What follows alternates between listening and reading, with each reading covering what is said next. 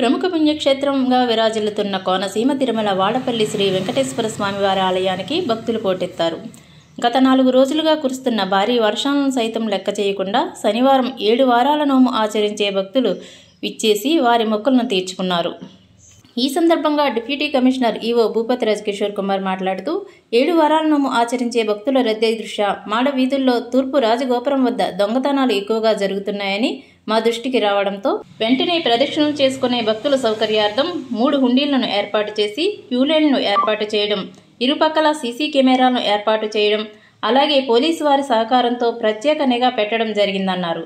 వచ్చిన భక్తులకు ఉచిత ప్రసాదం, అన్న సమారాధన ఏర్పాట్లు చేశామని తెలిపారు. ఈ శనివారం ఒక్కరోజు స్వామివారికి 22,64,170 రూపాయలు ఆదాయం వచ్చినట్లు తెలిపారు.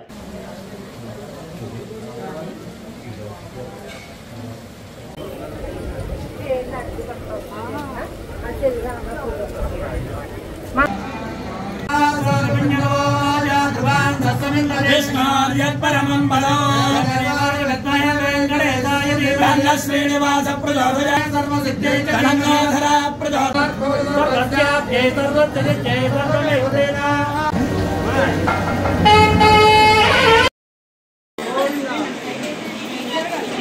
ఫోటో తీ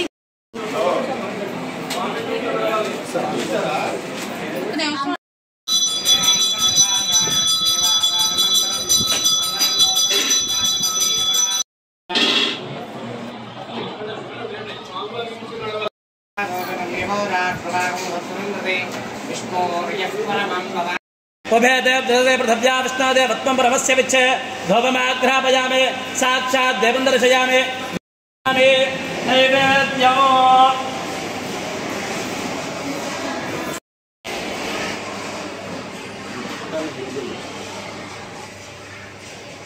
ओम भवस्वः ओम तत्सवितुर्वरे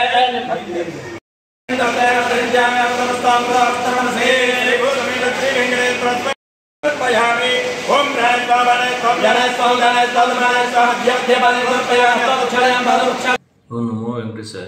కోనసీమ తిరుమల వాడపల్లి వెంకటేశ్వర స్వామి దేవస్థానంలో ఈరోజు వర్షం కురిసిన భక్తులు సోమవారం దర్శనానికి ఇచ్చేశారు. వాళ్ళకి ఎట్టి ఇబ్బంది లేకుండా అన్ని ఏర్పాట్లు చేసాం. అలాగే మొన్న దర్శనం చేసుకుని భక్తులకి ఉండి దగ్గర దండం పెట్టుకునేప్పుడు పసలు ఇది అవుతున్నాయని చెప్పారు. దాని గురించి దానికి 3 విధాలుగా 3 లైన్లు పెట్టి 3 ఉండీలు పెట్టాం. వాళ్ళకి ఎట్టి ఇబ్బంది లేకుండా ఉండడం దానికోసం అని.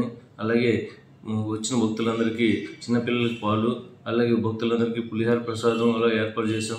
అలాగే కార్లు అయ్యి రావడానికి కూడా పార్కింగ్ లేదని ముందే అనౌన్స్ చేసి 12 ఆటోలు పెట్టి భక్తులందరినీ వంతెన దగ్గర నుంచి టెంపుల్ దగ్గరికి తీసుకురావటం, మళ్ళీ తీసుకెళ్ళటం ఏర్పాట్లు కూడా చేసామని. అలాగే వర్షాకాలం కాబట్టి భక్తులందరూ గమనించారు. దానివల్ల ఎట్టి ఇబ్బందులకు అన్ని ఏర్పాట్లు పోలీసు వారు అందరికీ సకాలంతో అన్ని ఏర్పాట్లు చేసాం. అలాగే మీ ద్వారా తెలియజేసుకుంటాం. నమో వెంకటేశాయ. నమో వెంకటేశాయ. కోనసీమ తిరుమల వాడపల్లి క్షేత్రం 7 శనివారాల వెంకన్న దర్శనం 7 ఈరోజు స్వామివారి యొక్క ఆలయ సన్నిధానంలో శనివారం సందర్భంగా స్వామివారి యొక్క సుప్రభాతం అనంతరం స్వామివారి యొక్క అర్చనానంతరం శ్రీ వెంకటేశ్వర సహిత లక్ష్మీ ఐశ్వర్య హోమం తదనంతరం ద్రవిడ వేదపారాయణతోటి బాలభోగ నివేదన స్వామివారి యొక్క పులిహారతతో ప్రారంభమై స్వామివారి యొక్క తెల్లవారుజామున 4 గంటలకి సర్వదర్శనాలు ఏర్పాటు చేయడమైనది.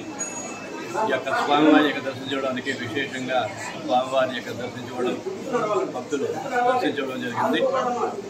తుఫాను కారణం వల్ల స్వామివారి యొక్క సన్నిధానంలో వర్షాన్ని కూడా లెక్క చేయకుండా స్వామివారిని దర్శించుకోవడం జరిగింది. ఓం నమో వెంకటేశాయ.